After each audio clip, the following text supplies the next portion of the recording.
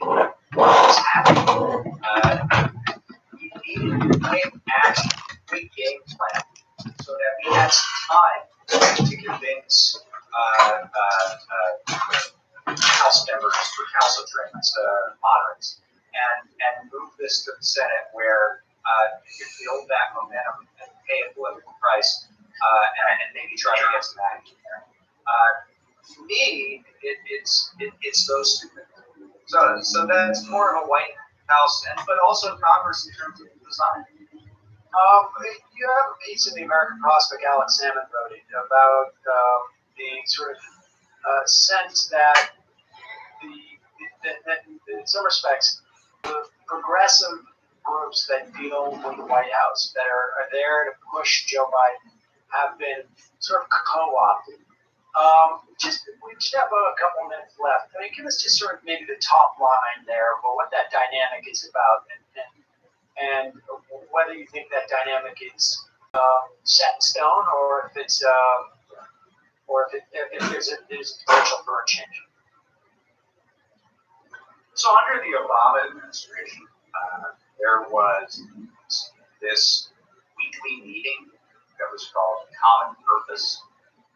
And it was essentially a meeting where Rob Emanuel, who was chief of staff at that time, would come in and berate progressive groups over,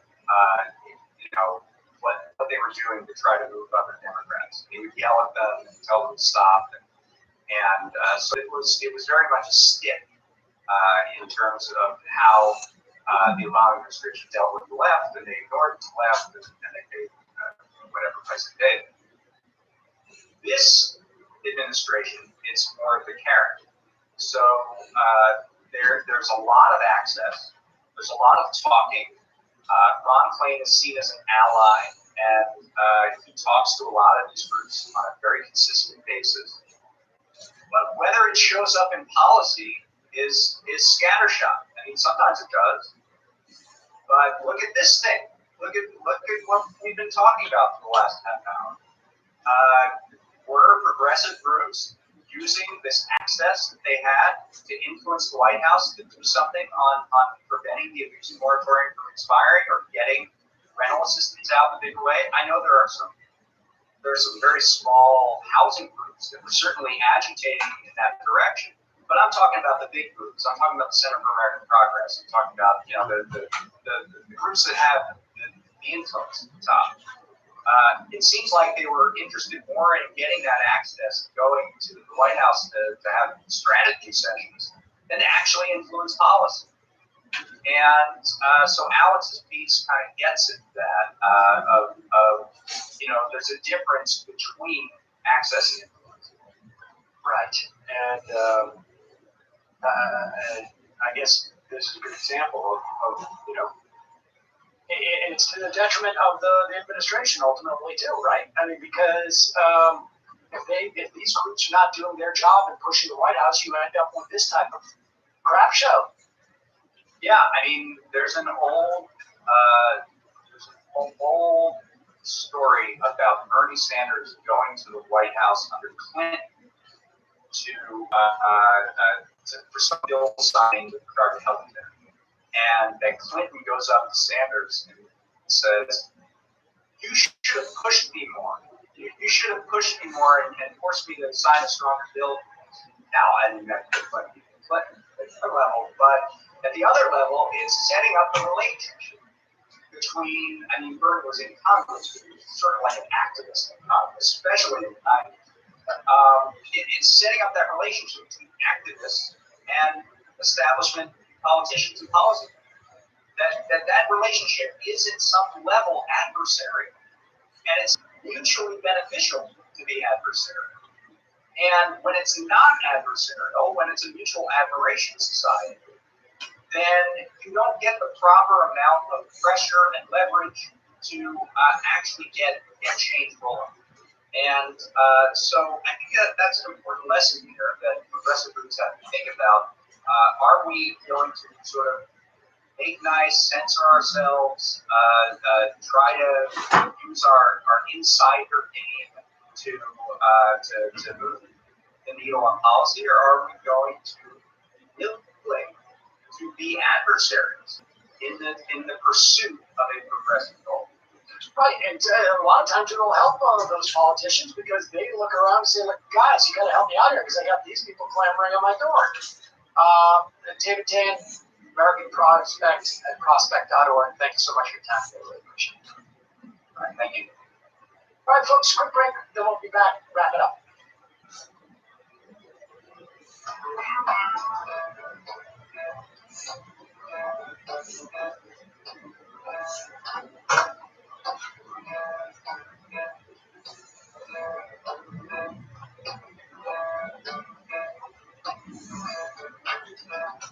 There you have it, folks. I guess it remains to be seen how the administration will react in this instance to at least this negative publicity. But there's a lot of people getting hurting out there, and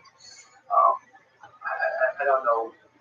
I don't know how they expedite this money for the rental assistance, but something's got to be figured out soon. The sheer suffering that it's going to cause. Never mind the pandemic, and then never mind the elections as they come. But for those of us watching on Peacock, say adieu, or no, wait a second. I understand that it's au revoir. Au revoir. Thank you. Yeah, see you tomorrow. And for those of you sticking around, say bonjour. Right? I'm just working on my. Yes, were you good at languages in school? No. There was not a lot. There wasn't a lot. I mean, that's it. That last point, I think, is really important. And, there are versions of that can go sideways. But one of the things, there's been a ongoing conversation about force the vote. And one of the things why I initially was supportive of the effort is because I do believe that it is the role of people who are, supporters or activists of, just citizens to push their politicians. I think it's also could sometimes be you're pushing them for something that makes no sense. And that was what ultimately was the problem. Is it not so much the broad tactic of pushing your politicians. You want that to happen. The politicians, the good ones, the ones that are decent, also want that to happen because they want to be boxed in to make certain decisions because they give them some measure of cover. But you also want to do it for some actual gains. Yeah, we had a Mets fielder in the record class talking about this exact dynamic about the problem this one has. Anytime that they get something Biden also says, oh yeah, I wanted that too. We're not in a situation where they push for something that Biden like have right? And it'd be nice to I don't know if they're structurally it's possible where they can say, I think they also like let's see bipartisan vote out. That muscle needs to be exercised. The problem with forcing vote is it didn't really exercise way too much to where we forgot that we're supposed to get exactly price for close. If it's a support, that's fundamentally good. Well, the narrowing was that's why the narrowing was a part of the narrowing wasn't about extracting more steps. It was about referendum on the project. Exactly. And that was what ultimately, it ended up being when I left the bus on that. Well, but it's important to keep asking for Bush about those steps, camping out about the original majority. Right. All right. Look, we're gonna take a break and head into the fun half. And what we do, we're gonna be talking to Ben Dixon, who is been canvassing in Ohio for Nina Turner, and get a sense of what's happening there. It's a very important race, squad, et cetera, et cetera. Just a reminder, it's your support that makes the show possible. You can become a member at jointhemajority.com. join the majority-report.com. You support the free show, you get the show, free commercials, and then you get extra content virtually every single day. We cannot do it without you. These are members that make it possible. If you are listening to the show on a regular basis and you have the funds to do so, become a member today and support the show. Also, don't forget, you got merch. I don't make something clear. I did not lose Ronald Reagan's shirt. I've got the Ronald Reagan shirt, and I'm going to wear that. Where is it? The sun's out, guns out. I've got it. Secret place. The safe. Okay. So well, No, I have that. I can't find the drawer. Maybe I'll just wear the drawer around. I don't know where it is. See what's going. Also, majority-discord.com. Check it out. And yes, we'll play that Anarchy. And I have seen the Crowder Nightmare animation, and we will talk about that, and then we will do more than just talk about it. Matt, what's happening in Matt Letkin Media Universe? Tonight, only for patrons, that's what Brendan did this Friday. So, and also on Owners Weekend, David and I will both this is really Pascal Jason. I have a client talking down there and client post the show. So check that out. That's YouTube.com/David, and I'm live. Awesome. I thought that was kind of revolutionary. No, that's revolutionary. Don't forget also Nomi Show. Wednesdays and Fridays. YouTube.com/the Nomi Show. That's it. All right, folks, see you in the flat. All right, folks, 646-579-3920. See you.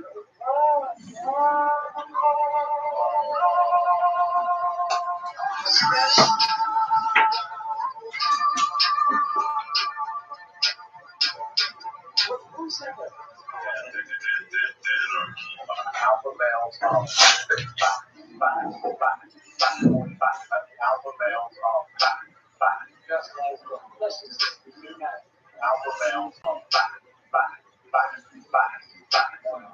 alpha males are just wanted to work for one man. Alpha males are alpha males are Something says what?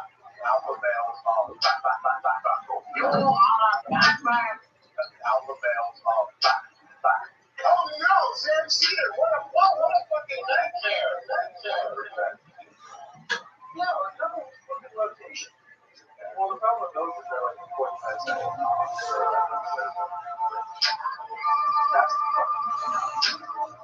White people do is try to look worse than normal white people, and all white people look stuck. That's the alpha male cycle.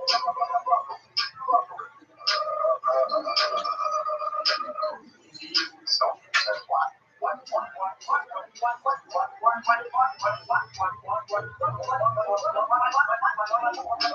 Something says what?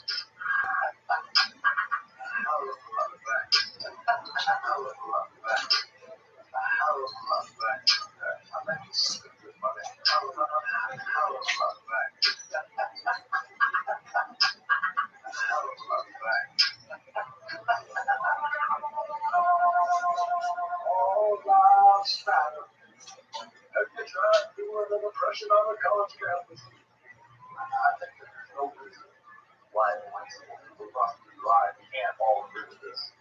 Alpha males are black. Africans are black. Africans and alpha males are black. Africans are black.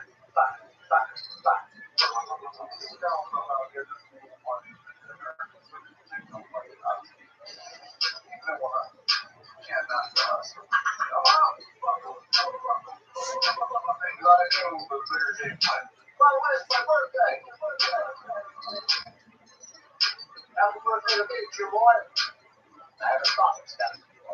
Alpha males are black. Africans are black. Alpha males are black. black.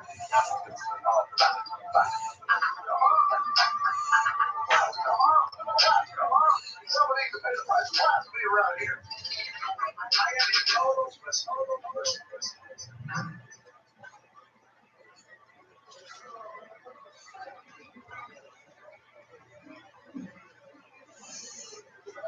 We are back. It is the Fun App, ladies and gentlemen, of the Majority Report. And on the phone, we have, sitting by the road somewhere in the more rural parts of Georgia, coming back from Ohio, is Ben Dixon, the proprietor of the Ben Dixon Show. Ben, thanks so much for joining us. Sam's always a pleasure. Thanks for having me. Now, here with Emma, you can't see because you're in a car on the phone. Hey, Ben. Yeah. Hey, Emma, good morning. All right, how you doing? You lost track of time. You've been on the road for so long. Yeah, and that in Colton, I have, what years? I couldn't tell you. I was just asking you, it's a 10-hour drive. You were up in Ohio canvassing for Nina Turner, and I was asking how you stay awake. Because back in the day, I used to drive cars down to buy snowboard for snowboard birds. Oh, Florida, and I would do that trip in, and it was like 22 hours each way, and I would do it in hours. It involved a lot of chocolate-covered coffee beans. Like the beans. Eating the beans, yeah. Sounds good for you. It was really. I never tried that. I think I will though. Because right now between coffee and this, like, Okay, good call. You're not an energy drink guy, right? Yeah, you strike me as a coffee guy, not an energy drink. yeah, I like my coffee black with no sugar. Like, so I see caffeine, not all that other stuff. Yeah. All right, so let's get brass tacks. When did you head up there? What did you see?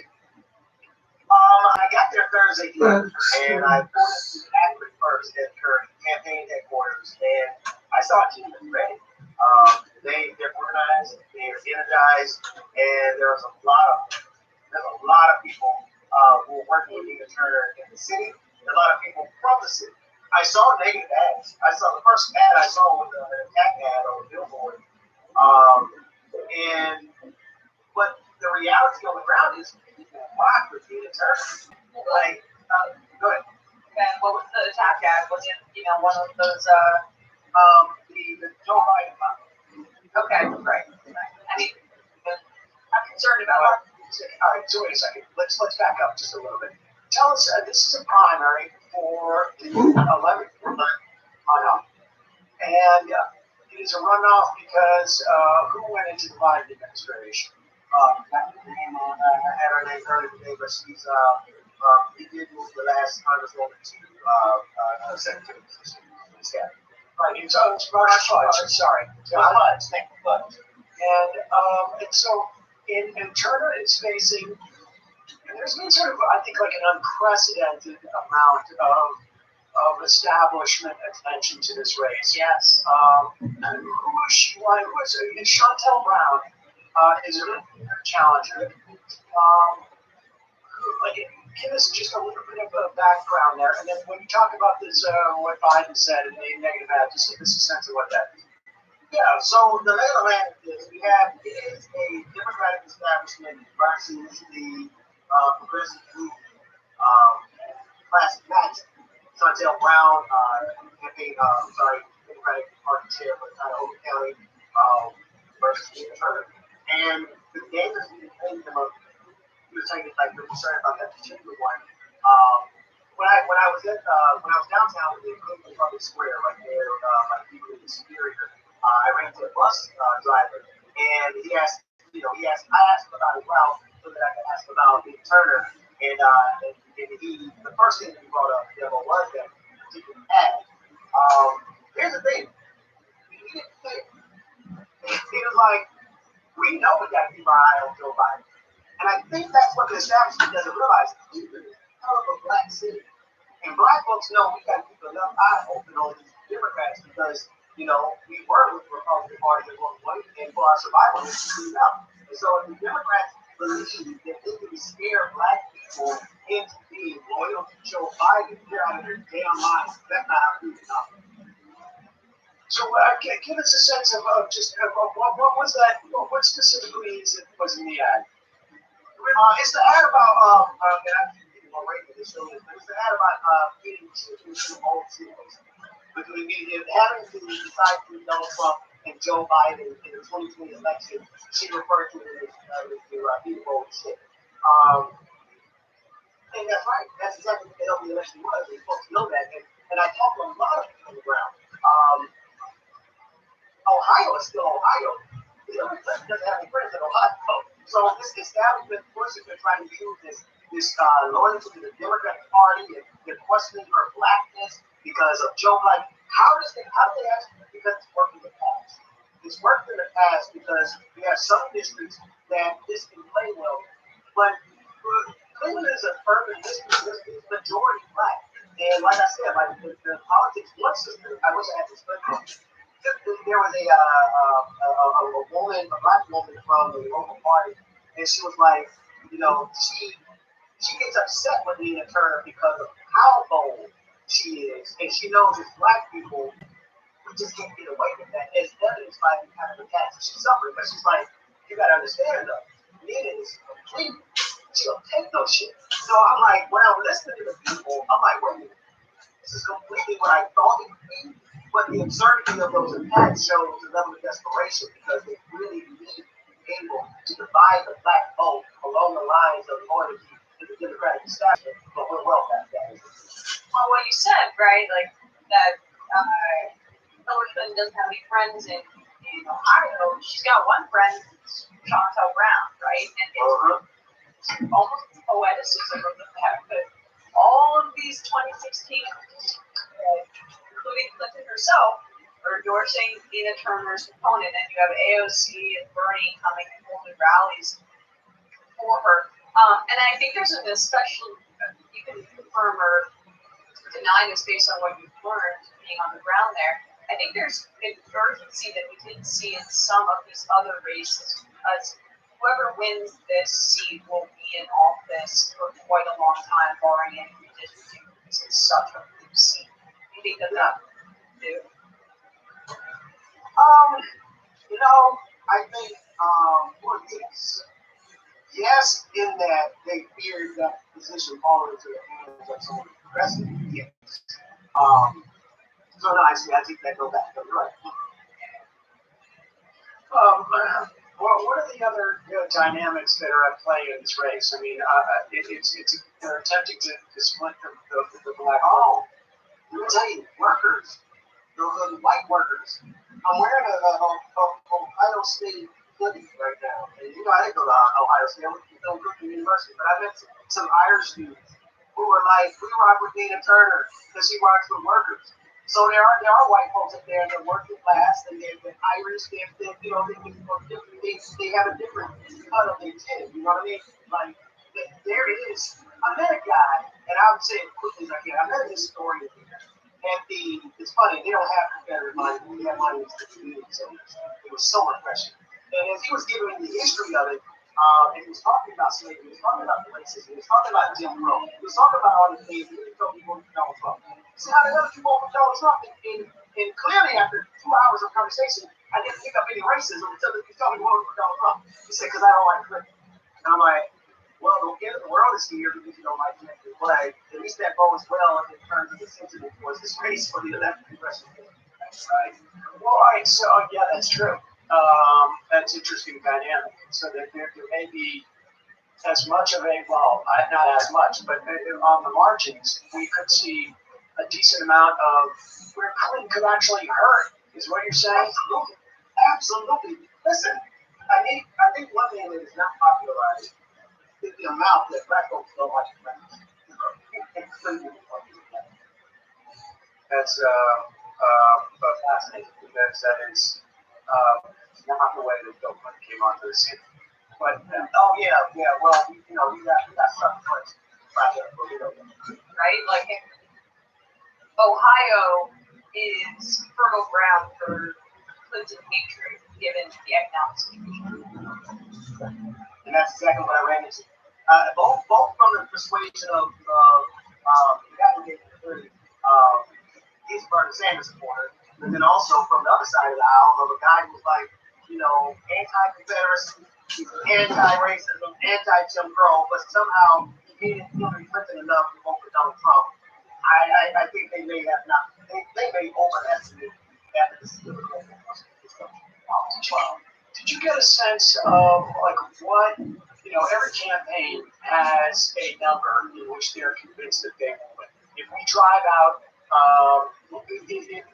the winning number of votes we need are X, which they derive. Did you get a sense of that? I mean, that's a great question. I didn't ask that question, Sam. That's going to be what's their win number. That's a question I'm going to start asking every time, but I didn't get that answer.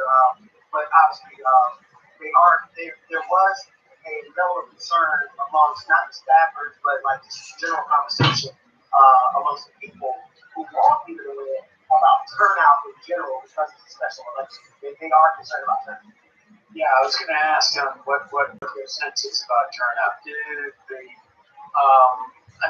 Theoretically, right? That should be advantage turnout. Presumably, yes. Presumably, someone who is more activist oriented can bring out votes in a primary. Thus, we see folks like Jamal Bowman, we see AOC. I mean, that's been the strategy. Cory Bush, and that is the strategy. Right? It's to go into these very blue districts and turn those blue districts because you can expend money there and you don't have to expend the money in the general election, which is more expensive. Are there institutions in there? Justice Democrats in there? Who's in there? I saw Democracy for America pulled up on Thursday. I think a couple of organizations, but there were several organizations in there. Democracy for America is the first one to come by. Is Justice Democrats? Is there a lot of? Are they playing hard in this? I can't say. I didn't see it, but there were so many activities over the weekend. I didn't. Okay, and we should say. I mean, she's on their list, on their homepage of like one of the 4 races that they are keyed into, and so it'll be interesting to get. And it's going to have a big implication. Big implication both in terms of you're going to have one more vote in there that the squad is hopefully be able to push legislation, which is also a very strong voice, which is going to be in the same district. Good stuff. Knock on wood. Yeah. Ben, thanks so much for calling in. Really appreciate it. And I imagine folks can go and watch the Benjamin Dixon show at home and hear well. Absolutely. But the team was streaming live, so if you get this morning's episode, we delve into it a little bit deeper. But Sam, thanks for having me, man. It's always a pleasure. Emma, it's always good to have you. Yeah, great. Drive carefully. Will do. I'll see you guys soon. And Dixon, folks. That was great. Very good to do that. When I hear them talk about draft, I read it to this and I'm a big. You're anti-car guy. I thought that might be sarcasm. No, I moved on to Chelsea cars, but I also was a big. How far is that? I don't know how many total miles. 700. Just drive down. How long would that take? Well, the market was easier than that's 4.5 hours. So I could drive down there on the last friends. Wow. Nice. Yeah, it's Giant orange rock side. I went back, did cross country. Wow, there and back. I find it's much more enjoyable on the East Coast. North Dakota, it's a little bit difficult. So Because it just feels. But the view is my place. Yeah. This one from Minneapolis is 6 hours. Yeah. 400, 700, something. So, the nicest road I think I've ever driven on is the Blue Mountain Park. It's just gorgeous. I mean, obviously, Big Sur up there, the Pacific Coast Highway. Right. That's It's also very pretty and dramatic. But you know, it's one of those things where, like, you're driving, you don't want to pay too much attention to the. Oh yeah. Get distracted. Yeah, you go off the edge. But Blue Ridge Mountain Parkway was just Irish. And I just remember driving and thinking, oh, this is something else. That was back in my acting days. I was like, yeah, no, I'm going to drive. I'll pocket that plane fare. I never really listened to it. Well, I mean, that's probably good for hotel on the way there or gas. Yeah, that's probably true. But it was also like why wouldn't I? You're young. That's the time to do it, right? All right. Let me call into our system here.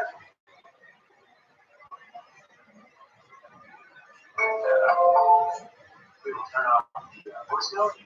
Calling will be quiet in person. Jacob from Alabama. The other day, Destiny debated an alt-writer on immigration. One of his big arguments against immigration was the negative impact on culture. When asked to give an example, he said that the Spanish at the Democratic primary debates made him uncomfortable. His words.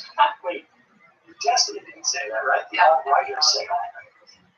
Yeah, Spanish, it really makes me uncomfortable. It really, it's just an anxiety about not understanding something. Something in a space that's supposed to be words. Yeah. I always have been. But I don't understand what they're saying. Yeah, either really. It's like literally child. Yeah. Like you see, like a kid, a toddler who sees something he doesn't know, and starts crying into his mom's shoulder. That's what that is. Part is when you take more than just Texas, more than just special, the best American war was one of those cultures who went to more Catholics to be right in Texas. Mark Monkey, I hope you see this before you talk today. Would it be possible for HUD to take over on the moratorium since they're the apparatus dealing with housing? HUD has done my understanding is that HUD has a moratorium on public housing, but I don't know that they have the ability to do that, or the authority to do that. And presumably all comes from it being a public health emergency. Judy Williani, which football are you guys talking about? The one where you use only your hands? Emma Knows Corn. I spent the weekend with one of the authors of the P-Town study. This is a Provincetown study, right, which for about 450 people, many who were vaccinated contracted the Delta virus. Also asymptomatic, didn't quite know it. And it's quite a bit. This is in July 4th weekend, apparently, and it was rainy there, so a lot of people crammed into bars. She says of the pushback is coming from people doing their research methods and finding that's not preventing infections of Delta very well, but still protecting people from death. Also, even this is contextualized. People were in jam-packed bars, no masks, talking, singing, yelling at parties. Back to normal conditions. You can still prevent infection with masking, distance, and protect against death with vaccines. Additionally, lots and lots of homophobic takes on how this is uniquely dangerous to LGBTQ communities. It seems unnecessary to say that's not the case here. Street people have go to clubs too. That's I shouldn't do that. Yeah, of course. I will say this though. I'm just gonna redo the AIDS panic again. Remix. Being in jam-packed bars, talking, singing, and yelling at parties, those things, that is not back to normal. I just want to say, set that down there. Do not go to parties or places where there's other, generally speaking. Majority report, wardrobe coordinator. Oh wow, I forgot what my username is. I've laid out your special tank top every day for the last 2 weeks. Why haven't you worn it yet? Oh, I'm off, dude. pick more low-hanging fruit. Are we gonna do? I mean, are we gonna do next Friday? Next Friday, I cannot do it that Friday, but a Friday coming up, I cannot do it that Friday because I have a special situation. It is my daughter's birthday next week. I am hosting the teenagers in my home for 2 days. Yes. So I have not been sleeping for the past 2 weeks. Anxiety. So, Are you gonna like cook for them? yes. Pizza and pizza. Maybe other pizza. I'm not sure yet. I'm not sure. Let's cinema. Did you see Dave Rubin is writing a new book, Don't Burn This Country? I didn't know that. No, the sequels, like, Killing Blank for Bill O'Reilly. Don't burn these books. Oh yeah, I got it. Curious if Palestine is playing out in Ohio 11. The NMFI was spending a lot of money on this race to stop Tina Turner. We have that ad. I don't know who it was. Market's attacks. The utter tone deafness of Congress wanting people to go back to their homes when millions of people are risking losing their SUV. And Winora, the likelihood that millions will now face eviction and thus homelessness. Simultaneously, a great opportunity for many Democrats to show how much they want to increase police funding to attack these new homeless people. John, Emma's giddiness about the Eagles losing in traffic is typical behavior I would expect from someone who lived in a cul-de-sac. Sam from Ottawa. AOC and Cory Bush accomplished nothing. It is still immeasurably more than the rest of the Dems doing nothing. Carl from the chat. How do they not get rent relief out? Do they not means test it thoroughly enough? I don't think the issue was so much means testing with the rent relief. It is establishing that you're paying rent and having no apparatus, local, state, municipal, in which to do these functions. Like, who does it? And they're trying to go through community-based organizations, I think. There's just no apparatus. And this is a real problem. I don't know how you deal with it other than you federalize it, you come up with one standard, and you work it. Anderson. Nancy Pelosi just tweeted out that the eviction moratorium essentially is saying that it's the Senate's fault that the House didn't do anything. Fierce day.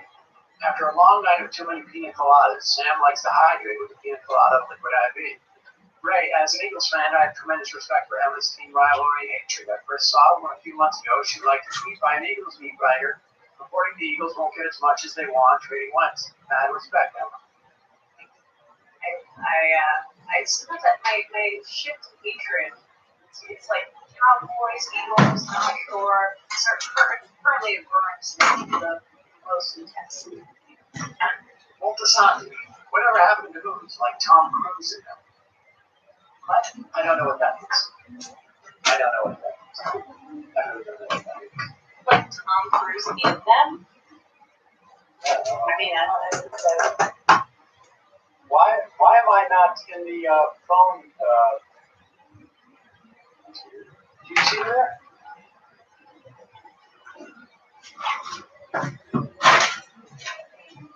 Oh yeah, there I am. Okay. All right, let's take one phone call. Call from a 478 area code. Who's this where you call from? Well, Sam, of course, I'm just on it. Awesome Bill from Dolphinsville, but my friend, you can call me Jeff. I'm calling from New York.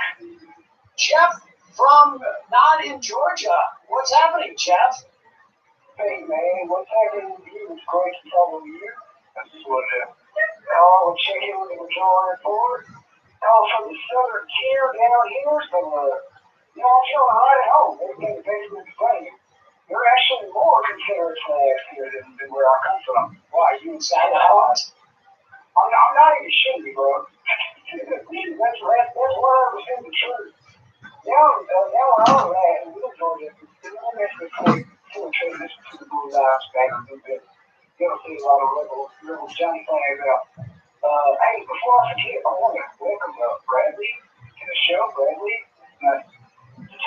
for the first time, or when I used to hear more stuff. My name's Jeff. I'm a big fan of the Jordan Report.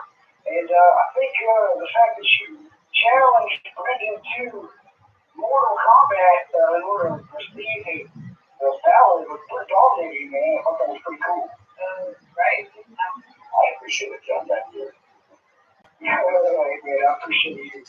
I'll make two quick things and I'll head off about politics again.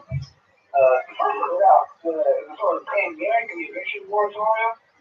I've been listening to several problems based on my recent life experience, but I think I had been thinking about this sort of pandemic and a sort of discrete event, but that's not really a good way to think about it. Also, because we had a lot of cascading problems in terms of people who work for a living in this country and being able to do that decently, decent medical care, education, etc. And this has been a long time coming in some ways, and in a lot of ways, it's just a big old heap of icing on top of a cake that's already been getting pretty bad because people get sick from other things during the pandemic. Other medical conditions happen during the pandemic, other tragedies, accidents, life mistakes, events, etc.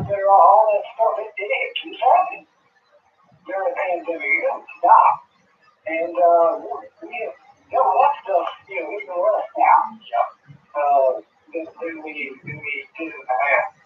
The other real quick thing I would say about Congress's inability to get shit together, for lack of a better way of putting it, I guess, is I don't want to overly glamorize the House of Representatives or anything, but they do seem to at least have an eye on a calendar, more or less. Throughout most of this, there's some sense of urgency, right? I think in passing legislation bills or whatever. I feel that maybe because they know a lot of it won't pass. But the real challenge here, I think, is the United States. They've never really been able to totally tap into the fact that, just how bad things are. The House seems to be at least somewhat more responsive to the sort of crises that we've gone through over the past, going on 2 years now, I think, right? I don't know what you think about that. Well, I think the senators are proud of that. When you hear Sinema and Manchin talk about that's what they're supposed to do. They're supposed to slow things down, make sure that it's deliberative. It's the deliberativeness of the body.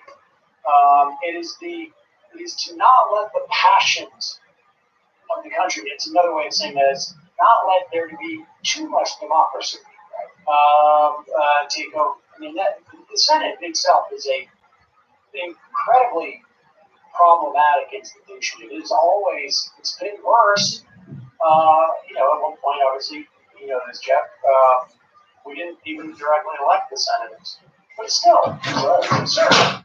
It's absurd that you have the Senate controlled by a party that got 40 million less votes for the people there. And it's absurd that, with all due respect, North Dakota gets the same amount of representation in the Senate as New York State. What is fundamentally the difference? New York State has rural parts of it. Exactly. Even the standard liberal narrative, from Robert Carroll and Elton Bendix, is we got to a point where everyone was just sick of the Senate. Nobody thought it forward. This guy who tends to figure out how to make it kind of work in a way that brought us basically another half century. Yeah, and we're basically back where we are now. This institution doesn't work. Are you suggesting that Joe Biden should begin to talk more about his hog to the United States and perhaps defecate while on the phone with them, or that's working very well with me? Good results. That's really good. Thanks for the report. So, I'm cool with that. We're going to see you here. I'll be up here in the 17th for